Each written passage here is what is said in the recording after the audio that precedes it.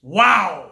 What's up, guys? The Amplified Man. This is the WWE Super Showdown 2019. The good, the bad, and the ugly review. For you newer subscribers, I'm about to go over the rules. For my veteran subscribers, allow me a few seconds to do such. Number 1. Every single match on the main show gets a tally. Excluding the kickoff show, only the main show matches get a tally in either the good, the bad, or the ugly columns. Number 2, every single ugly, when we do the final total of every column, every ugly will turn into 2 bads. So you want to stay away from the uglies because they will weigh heavily in the final outcome of this pay-per-view. Number 3, if there is a tiebreaker in all the main show matches, then and only then will we go to the kickoff show, which in this case is the Revival versus the Usos. Those are the rules. Let's get right into it because there is a lot to talk about, guys. Some of it you may like, others shit you just may not. And I'm guessing there's a lot you may not like, either on the show or what I'm about to tell you. But when I go over some of these facts, you'll start to see things a little differently, I believe. First and foremost, mad props to all the superstars out there. No matter what we give them, good, bad, or ugly for every match, we thank them for their services, if you will, in entertaining us, especially in 102 degrees over there in Saudi Arabia, because the feels-like temperature in the ring got up to 102 for a few of those matches. So thank you so much to all the superstars for laying it on the line for us. On top of that, the opening match was actually the Universal Championship match, Rollins versus Corbin. I would have had Andrade versus Balor in that match. I feel that would have set the pace a lot better. However, judging by the amount of time that they gave Balor and Andrade, maybe I take that statement back. And I'll go over that when I get to that match as well. Just keep that in the back of your mind. First, let's go to that Universal Championship match. Again, this is the match that kicked off the night. Rollins versus Corbin. The match start time was 2:12 p.m. Eastern Time. The end time of this match was 2:23 p.m. Eastern Time. That makes this match for the championship 11 minutes. Now, Corbin attacks the injured ribs of Rollins early on. Corbin brought the fight in this match. He brought his A game, but just couldn't get the job done. After numerous altercations with the official, referee John Cone ends up pushing Corbin back. And he pushed him into a roll-up by Seth Rollins. A quick 1, 2, 3, and that was the 11-minute Universal Championship match. If it seems underwhelming, that's because it was. I liked what I was seeing from Baron Corbin. I wanted to say this is a good first match, but that ending, that finish, ruined it for me. So it was a toss-up. The match was okay at best. The finish was horrible. So I graded this based on the extracurricular activity post-match. And this was Brock Lesnar coming to the ring, and I cannot make this up, after an end of days post-match, which, by the way, if Corbin is so pissed off at the referee during the match, the referee did cost Corbin the match, the title. The referee cost Corbin that title. Wouldn't he do something about it after the match? He can no longer get disqualified. Now you think he's really going to pop the referee. No, he gets into the ring. He obeys the referee after he gives an end of days. He leaves the ring obediently. How does that make any sense? How is that believable? He's pissed off during the match, but after the referee cost him the match, he's no longer upset at the ref. It makes zero sense. Anyway, Lesnar comes down to the ring, and it only gets more fucking awkwardly stupid from there. Because when Lesnar comes down, all that happens is he proceeds to get his ass kicked by an already injured Seth Rollins. Not only just injured, but also wrestling an 11-minute match in 102 degrees in temperature. But Lesnar couldn't get any offense. We saw chair shots, low blows, curb stomps, and in the end, Brock Lesnar got the shit kicked out of him, and Rollins is hoisting up his championship. So guys, again, the match was okay at best, the finish was horrible, and the post-match extracurricular activities was absolutely god-awful. I have no choice but to put this into the bad column. And that is done unapologetically. There's no choice. I just broke it down for you guys. There's no way. I'm not handing out participation trophies tonight in this review. I'm not. Either you brought it, and I mean booking and creative as well, not just the superstars. Either you brought it or you didn't. WWE has hyped this event up to be the equivalent. They use this word, the equivalent to WrestleMania, if not better. These are the words they used. So how do you expect me to review this? Like a WrestleMania or just some Joe Schmo average dipshitted show? No, not going to happen. You want to equivalize it to WrestleMania, you're going to get the cold-hearted, honest truth. From top to bottom, that Universal Championship match as a whole goes into the bad column. And that's with more importantly, more so because of the extracurricular post-match activity. Next up, we go to match number 2 on this card. This was the Intercontinental Championship. This was Demon Balor. That's right, Demon. This shit pisses me off because the Demon could have been such a badass character, and they use it once a year in the most meaningless times and opportunities possible. I know it's supposedly a big event, but there's no reason to use the Demon against Andrade, and Balor's already the champion. It's not realistic. When Balor was taking on Lesnar, he wasn't even the Demon. So it's not believable. Oops, I'm sorry. I'm remembering things. I'm using common sense. We're not supposed to do that in Vince McMahon's WWE anymore. So anyway, we get the fucking Demon, and he's against Andre. The match start time was 2:37 p.m. Eastern Time. The end time was 2:48 p.m. Eastern Time. This, for the second match in a row, was an 11-minute match. And again, just like the first match, the match was okay at best. It was okay, but just seemed so rushed. And if it seemed like it was so rushed, it was because it was 11 minutes. Andrade and Balor get 11 minutes.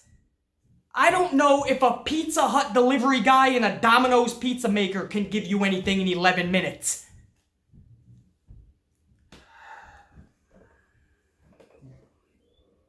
11 minutes for Andrade and Balor. I can't even fathom who would give these two 11 minutes. Just one of those things, man, that just irks me. You know, when you're doing your timing out and you're planning out your show and you see Balor and you see Andrade, who in their right mind would say, let's trim it to 11. They can't showcase, and they're so good that you can tell in that match they had to rush it.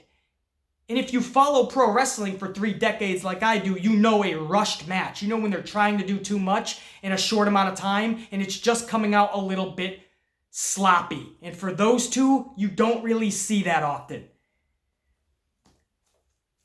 Man, 11 minutes for Balor and Andrade. That is unacceptable. That is the word I will use. Unacceptable. If it seems like I am just fucking traumatized by that, pretty much. 11 minutes, I can see for a Baron Corbin match, maybe. But for Andrade and Balor? No. And this is your equivalent to WrestleMania. If I'm reviewing this honestly, that's going into the bad column. Unapologetically, I know, BC, you're being harsh, man. They went out and put a decent match on. Hey, you know what? For 11 minutes in Balor and Andrade? No. When you're pumping this up to be like a WrestleMania, these are the words that Vince is using. Equivalent to Mania, if not better. And you give me 11 minutes with those two in an okay match? I'm not giving you a fucking great match. Hell no. I'm hard-pressed to say it was good.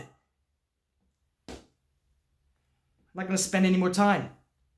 I reviewed it the most honest way possible. And if you go back and watch it and you see the timing restraints that they were under, you know what? I'm reviewing everything here. Not just the wrestlers, but I'm reviewing the finish, which, by the way, just saw Demon Balor coup de grace Andrade.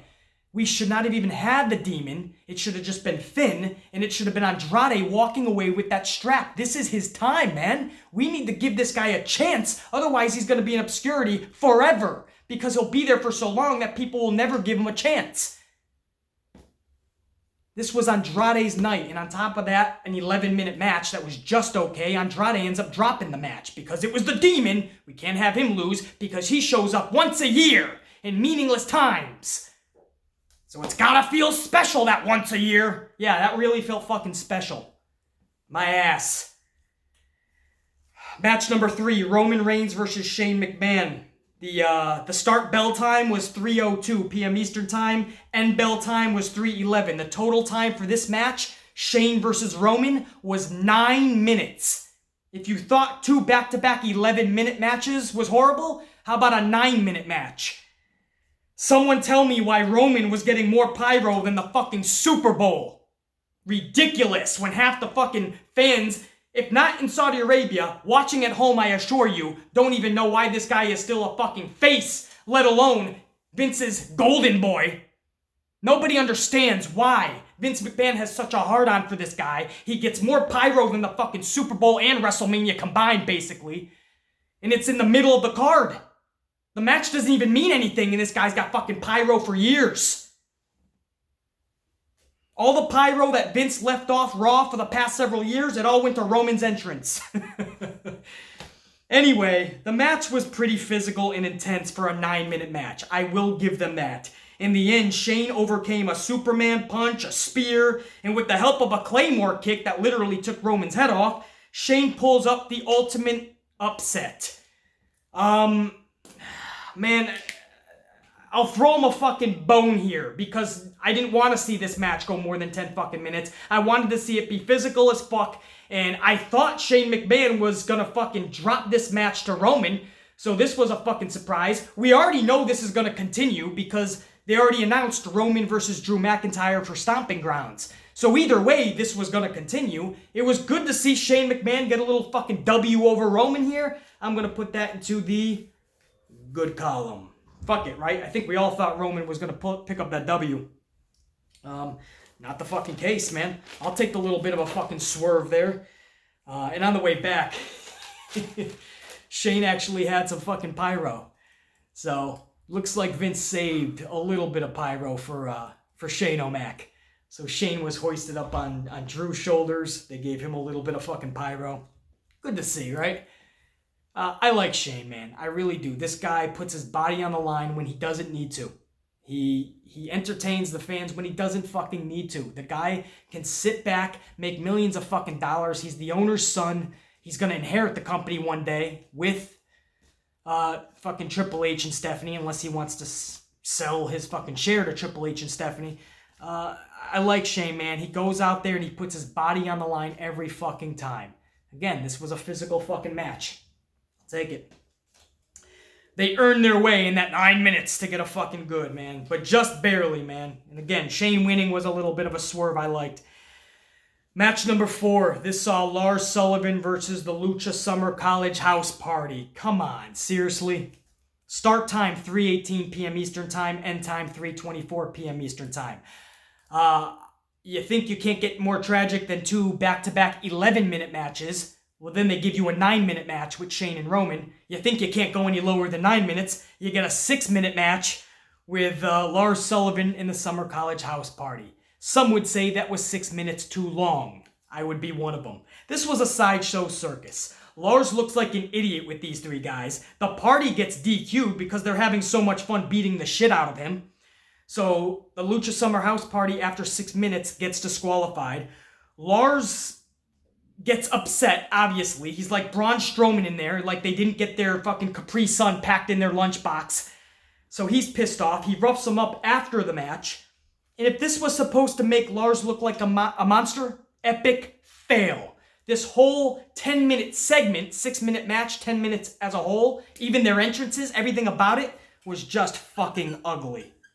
I didn't want to have to do that, by the way, because don't forget, that ugly will turn into 2 bads when we do the final tally. But I had no fucking choice. That whole shit was ugly. This is supposed to be the equivalent to WrestleMania. Oh yeah, I felt it with the Summer House Party and fucking Lars. Next up, match number 5, Triple H, Randy Orton. Start time, 3:39 p.m. Eastern Time. End time, 4:04 p.m. Eastern Time. Longest match of the night thus far, 25 minutes long. When you look at the closest thing to that, 2 matches were 11 minutes long. One of them was a Universal Strap match. 25 minutes. I would have rather have that time shredded a bit and give some of that time over to Balor and Andrade, because I just know they could have done so much more, and they should have been able to, and not feel so rushed. But Triple H and Orton, man, they need that time. They want to showcase that they still got it. And boy, do they. We know they do, man. Triple H puts his all in these matches. Orton obviously still has it. Orton will refuse to say he's out of his prime, and who could fucking argue that? You know, the guy can still perform at some of the most top levels in this game. This match over-delivered for me. From what I expected, anyway. I expected it to be good, but not that good. I expected it to be physical, but not that physical. When this was said and done, Randy Orton survived a pedigree. Triple H survived an RKO. There was one point where Triple H backdropped Randy Orton into the commentator's table 3 fucking times in a row. So, just very physical. And I knew this would be. I was hoping it would be anyway, because I knew that's how this match had to kind of jive. You're not going to get Triple H at this stage in the game with Randy Orton and not have physicality be the main focal point. Kind of like Batista Triple H from WrestleMania. So, sure enough, that's what we got. A physical contest, 25 minutes. The fans were so into it, man. This match is one of, if not the match, where the fans were most into it. On their feet, hooting, hollering, this is awesome, clapping. Everybody was fucking awe-inspired. It was really cool to see, honestly, man. They really dug Randy Orton and Triple H, and I gotta admit, from my viewing area at home, it was a beautiful sight to see, man. A very rare, in this special event pay-per-view, a very rare good. Triple H and Randy Orton go into the good column, man. Again, 25 minutes, over 100 degrees is the temperature in the ring. You know they fucking were feeling that shit. It just sucks that so many other matches got shredded time-wise so that Triple H and Orton could put on that match. Backstage, now Corbin is doing a little backstage promo with Byron Saxton, and now all of a sudden he's pissed off to no end again at the referee. Now all of a sudden Corbin is voicing and showing his displeasure for the referee. Where was that after the match, though, when the referee cost him the strap? He gets in the ring, he just gives the referee a little look, and he attacks Seth Rollins. And then the ref tells him to leave, and he leaves the ring. But now he's backstage after several more matches, and now he's irate. Just doesn't make sense, man. And again, if you got common sense and logic in your dome piece, I guess that's more of a punishment these days. What do we got, guys? Then we go on to match number 6, Strowman versus Lashley. Now, you're thinking this is an automatic bad, maybe even ugly, right? But the fact that Braun Strowman has never worked this hard in 8 minutes in that heat, 100+ degrees in that ring, and Braun Strowman is turning a fucking color red, a shade of red I've never seen before. His hair is all frizzled and frazzled. He's got this look on his face like, I just want to go home. I want my Capri Sun. I want my fucking pudding pops. Mama, give me my lunchbox. I loved it, man. I did. There was something about this. The start time for this match was 4:16.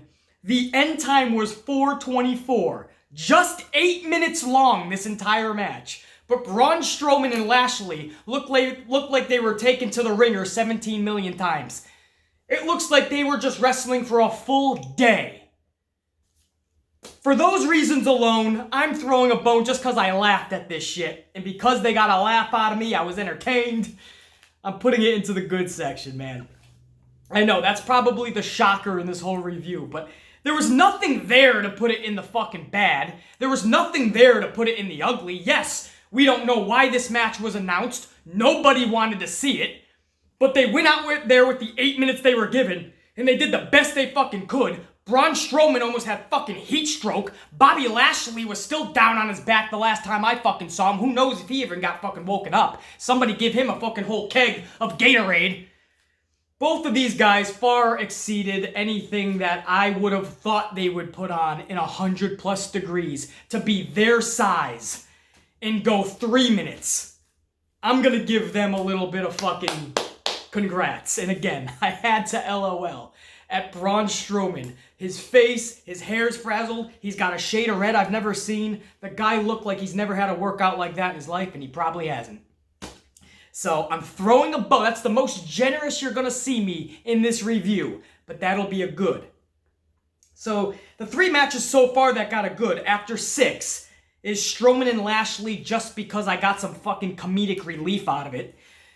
Second one is fucking Roman Reigns and Shane McMahon, only because I didn't see anything in that match that deserved a bad or an ugly. I didn't. In fact, if anything, I got swerved, and Shane McMahon actually beat Roman Reigns. I'll fucking take that. The thing was going to continue anyway, with McIntyre and Reigns at Stomping Grounds. Why not throw me a little bit of a swerve?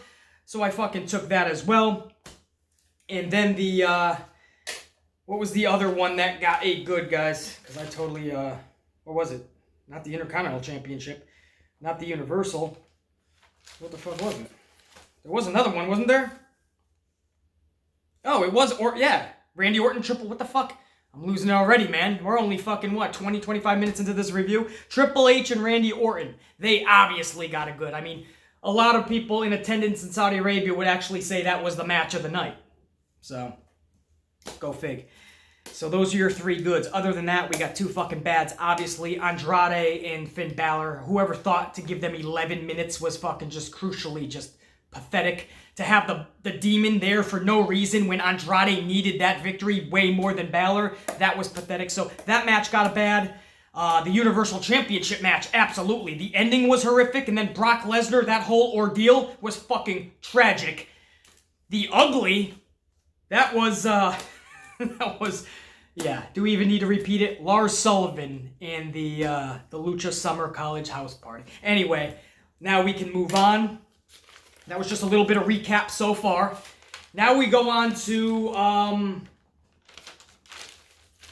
match number 7. This is the WWE Championship match. This is Kofi Kingston, the champion, taking on Dolph Ziggler, the challenger. All of the hype, all of the talk, all of the beatings by Dolph Ziggler to Kofi, and all of this was for 10 minutes of payoff, guys. Because the start time in this match was 4:35. The end time was 4:45. That is 10 minutes for a championship match. If you thought your Universal strap match being 11 minutes was pathetic, how about we shed some more time for the WWE Championship and we give Dolph and Kofi 10 minutes. Just like Andrade and Finn, who we know can put on a dynamite match if you give them the time and give them a chance. Same thing with Kofi and Dolph. We know what they could do in the ring together. You just didn't even give them a fucking chance. 10 minutes? All of that hype for 10 minutes? And then Dolph is backstage talking about how Kofi did this by cheating, basically. He needed Xavier. Xavier didn't even do shit. So now Dolph is like calling Kofi a coward. He said that's how he really got the title. I saw it tonight. He's a coward. And now I want him in a steel cage. What's the steel cage match going to be at Stomping Grounds between Dolph and Kofi? 6 minutes? I want to put that in the ugly so fucking bad, man. But because Dolph and Kofi went out there and did the best they could, I felt, with the 10 minutes, I'm only going to put this in the bad. That should be going in the fucking ugly, man. But that's how much respect I have for the performers in Dolph and Kofi. It's only going to go into the bad. I'm fucking real. Next up is the Battle Royal. 50-man over the top. We thought this would be a clusterfuck. But in all actuality, yeah, it was a clusterfuck. Start time 5 p.m. ends at 5:16 p.m. So the total time for 50 human beings was 16 minutes. Mansoor, a hometown kid from Jeddah, ended up picking up the victory. Would it matter? We've seen people like fucking Baron Corbin and Big Show and Braun Strowman win these useless, meaningless battle royals in the past. Whether it was the Andre the Giant Memorial or one of these stupid greatest Royal Rumble evers. It never does anything for them. So does it really matter? But that's who you're going to put this victory and give this victory to? Just because it's a hometown kid, a homeland kid from Jeddah and Mansoor? I swear to you, this kid looked like the exact twin of Mustafa Ali. Literally. That's not even supposed to be a joke. A legit twin to Mustafa Ali. If you blinked, or if you just came in during this match, you would think that was Mustafa. Straight to the hair, to the outfit, everything. This is great for the little homeland moment, right? WWE always likes to give the homeland their superstar in some limelight and spotlight. That's cool for a homeland moment, but is he supposed to be a big deal now back in the States? And I don't even mean that disrespectfully. But there are guys like Ricochet and the aforementioned Mustafa who haven't even reached any real level of success yet in WWE. There's a guy like Andrade who's still stuck in obscurity. And now a fucking Mansoor is supposed to razzle and dazzle us. Give me a break. When does it end? We got a million of these type of guys, 190 pounds soaking wet. Their charisma and personality is beaming off of every fucking... Oh, wait. No, it's not. We gotta fucking pull that charisma and fucking personality out of them. Are they really gonna be larger than life? No. We don't need a million great professional wrestlers in the WWE. They're already overstacked. The talent pool is not the issue wrestling-wise in WWE. We need larger-than-life superstars because we saw tonight what happens when you have to keep bringing back the old-timers, the old-schoolers that were larger than life. Sometimes you're going to hit a wall where you no longer can perform at even a mid-card level. There's going to come a time we need new larger-than-life stars. That time has come like yesterday, like 5 years ago. All of these kids that all look the same to me, man. That doesn't mean, I'm not saying that to be disrespectful, but if you take that way, too fucking bad. I'm in no mood to start fucking appeasing people's feelings and emotions right now. You're gonna get the truth from me right now. I just watched 4 hours of what was supposed to be like WrestleMania, and I didn't see 1 minute that was even close. Shit, even WrestleMania these days aren't what WrestleMania used to be. I'm not here to be polite anymore, man. We're reaching the end of this fucking review, and you're gonna get even more truth-based power bombs in the form of facts. And the fact is, I like that, truth-based power bombs in the form of facts. Man, that was good. I gotta remember that quote.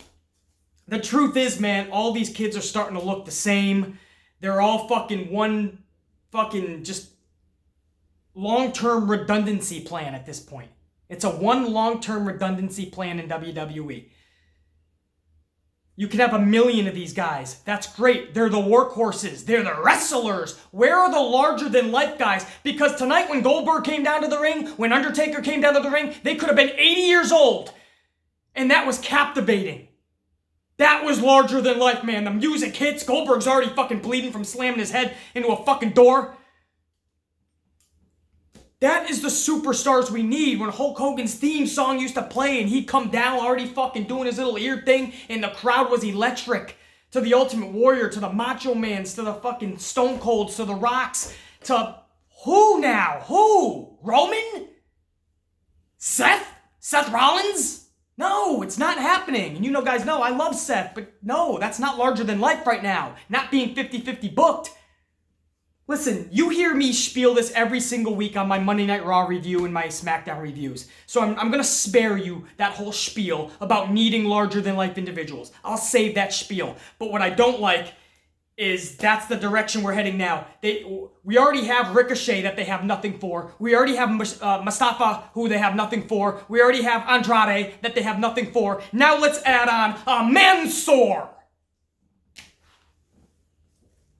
I want to put that in the fucking ugly, man. But it's a cool moment for Jeddah. So I won't put it in the ugly. It sure as hell ain't going to no fucking good. And the reason this is going into the bad again, guys, is where the fuck was that 24/7 title. This was the perfect placement for that 24/7 title to be utilized. In an otherwise, what we knew it would be, a clusterfuck, you could have had a cool moment with the 24/7 title. So not only do we have to put up with Mansoor, but also, they didn't even have R-Truth in it. Why was he on the plane? Just to do the social media hit? Which, by the way, collectively, through all formats and platforms on social media, got over 8 million hits. Almost 6 million just on YouTube alone. Yeah, maybe they should have had that in the Battle Royal. That's a fucking bad. Too bad I don't have a fucking pathetic column. Spent way too long in that fucking Battle Royal because I'm just fucking heated. Goldberg versus The Undertaker. This was your main event. Again, I was captivated from the entrances alone. It was so cool to see them in the ring. So cool to see them still looking good for their ages as well. So cool to see them have their stare down. So cool to see Goldberg do his fucking cutthroat thing to The Undertaker. And then that's where it ended. It breaks my heart to have to say what I'm about to say. First, before I do, let me just say, start time was 5:39. End time was 5:47. This main event was 8 minutes long. 8 minutes. The longest match of the night by far was Randy Orton Triple H at 25 minutes. The second closest was, I believe, the Battle Royal at 16 minutes. Everything else was roughly 10 minutes, if not under. 2 matches were 11. 8 minutes for your main event. Goldberg hits 2 quick spears. Taker kicks out. Goldberg is bloodied within the first 2 minutes from hitting the post.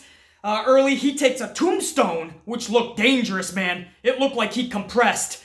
That probably shouldn't be done again to Goldberg.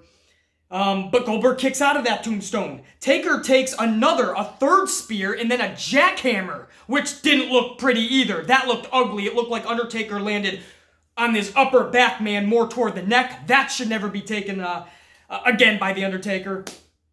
Undertaker kicks out of that as well. This led into a botched finish. This was a botched reversal into a lackluster chokeslam. 1, 2, 3, Undertaker defeats Goldberg in the main event. Undertaker looked visibly pissed off. It's not Goldberg's fault. This guy probably found out no more than a month ago that he was going to fucking Jeddah. What the fuck can you do when you've been sitting on your couch for so long and you think you're going to put on an 8-minute match? The same thing that Braun Strowman and Lashley just did, and they're wrestling almost every night. So I don't blame Goldberg at all. A lot of fucking people online are gonna easy target Goldberg. No, this isn't Goldberg's fault. It's not Taker's fault necessarily. It's the fact that sometimes you hit a wall where you can no longer do something you once loved. And that's what breaks my heart to say. Because you guys know I love larger-than-life superstars. I said it, and I still say it to this day. I want to see Undertaker out there at 80 years old still giving a big boot and a chokeslam. Unfortunately, that's all he should be doing. He should not be having matches that are anything longer than 5 minutes. It's the truth. Even 8 minutes is 3 minutes too long. And it breaks my heart to fucking say that. Goldberg, same way. You're going to have Goldberg come out? I'm cool with that. Have it as a special feature to your pay-per-view or a special moment in your program? I'm cool. Have him come out and squash somebody. Somebody that doesn't necessarily need a big W or somebody that's squashable. But have it be a cool moment. But to have them headline your equivalent to WrestleMania in 2019, I think we saw that that was dangerous in a few different spots. That had me cringing on that jackhammer. That had me cringing on the tombstone. And I kind of felt bad for them on the botched reversal finish. And it breaks my heart to say that, man, because in any other given circumstance, if they just put this match in the middle and they made it fucking 5 minutes and somebody got a shock jock victory, hey, man, maybe we can do business. That's not what happened. They put him on in the main event. It was 8 minutes, and even that was too long for these guys. It looked messy. They were out of sequence. And again, this is to be expected. I'm not necessarily blaming them. It's just my job right now, because I have thousands of people that are going to watch this review.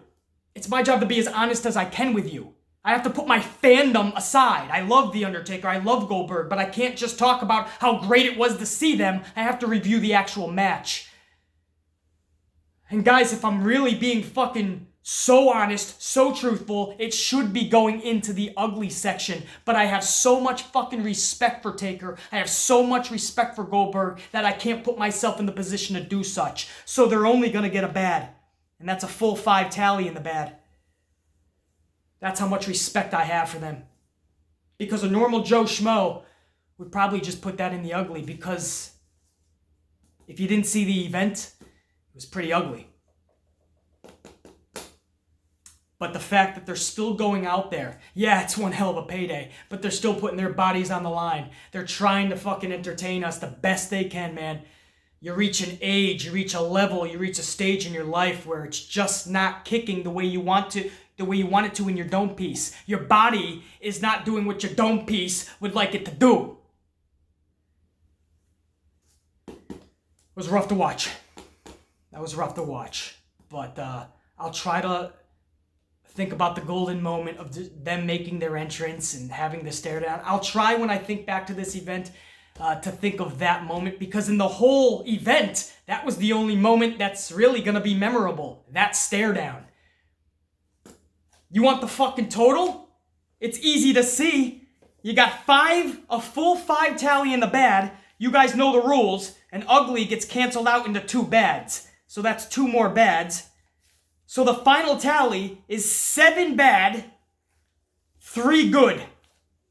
This was an overwhelmingly bad special event, and that's your equivalent to WrestleMania? My ass.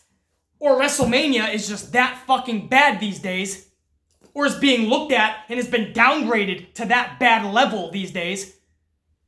Because if that's WrestleMania-esque, then I feel bad for the state that WrestleMania is in going forward. Nothing of importance happened at this event tonight. No memorable moments that I'm going to look back at. I have to really squeak out that Goldberg Undertaker face-to-face to give me any kind of a fuzzy cozy moment. Nothing. A plethora of 10-minute matches at best. A Lars Sullivan and Summer College Lucha House Party match at WrestleMania. Or the equivalent. Or even better, right? Isn't that the words? It's equivalent and even better than WrestleMania. Oh, fucking A. The equivalent or even better than WrestleMania. Yeah, and I'm George fucking Clooney. Check out my new box office smash hit in theaters everywhere Friday. It's called What the Fuck Did We All Just Watch? Equivalent my ass. Vince better start looking at his Pride and Joy WrestleMania and start putting it up in the stratosphere that it belongs, because lately he's been downgrading it more and more. This was a plethora, a pile of bullshit. 7 bad and 3 good? I don't recall in the history of the good, bad, and the ugly it being that lopsided in the negative. That tells you something. I'm the Amplified Man.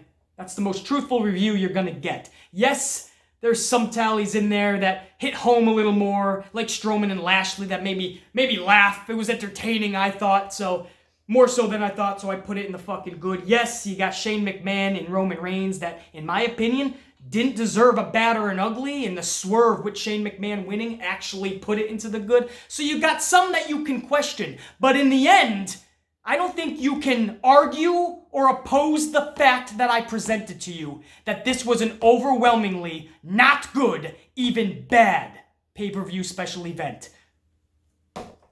That's the truth. I'll see you guys Tuesday morning for Monday Night Raws. I was going to say the good, the bad, and the ugly, but just review and reaction. We're going to review Monday Night Raw. The only way we know how. Full-fledged honesty. And by the way, even before that, stay subscribed and notified, because I got the 19th ever podcast coming out either tomorrow or early Sunday morning. So be on the lookout for that podcast. So we got a lot more content coming out this week, guys, and into next week. And for the foreseeable future. What the fuck am I talking about? Forever! The Amplified Man. That was the Super Showdown 2019. Forgettable is an understatement, and that's sad. That's tragic. I'm the Amplified Man. We'll check you.